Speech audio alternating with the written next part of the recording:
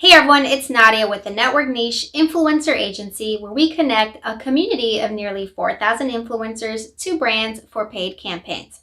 So I wanted to talk a little bit today about something that we've been talking about in our Facebook group, and that is podcasting. So I wanted to share my experience. So Joyce, our community manager, recently asked what app that people use for doing their podcasts. So I know that there are there's about 3 major ones out there, and the one that I use is Anchor. So I started a podcast last July. It's called She Could, so She Did, Dating After Divorce in Your 40s.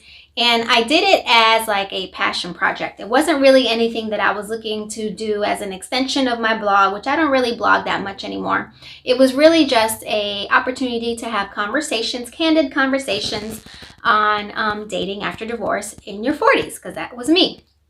So the podcast has been really fun, but let's talk more about how I was able to set it up. So I used Anchor. So Anchor does have a mobile app. I did not like the way the mobile app worked.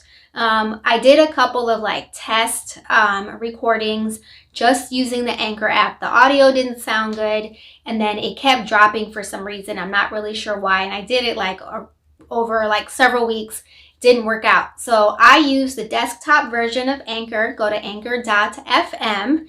And one of the things that I love about Anchor is that you can upload your audio in multiple clips very easily. It's almost like, uploading to YouTube. And then right from the desktop application itself, you can even do additional editing. And then the other thing you can do is you can add music, you can add sounds like dings and rings or whatever it is. I mean, they have a whole library of different sounds and music that you can use.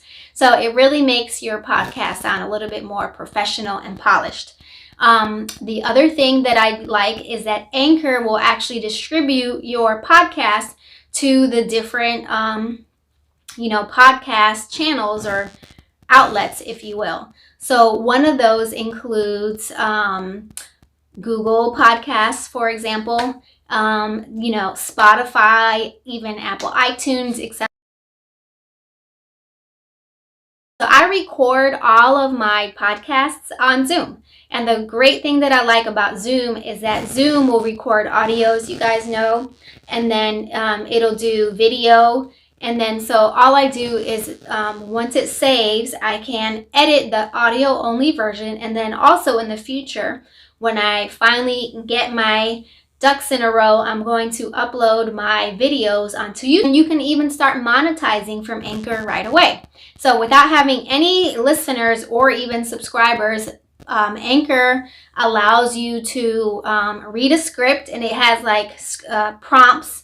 It just tells you must include this, but then it has a whole script if you want to basically record a Anchor commercial, you can.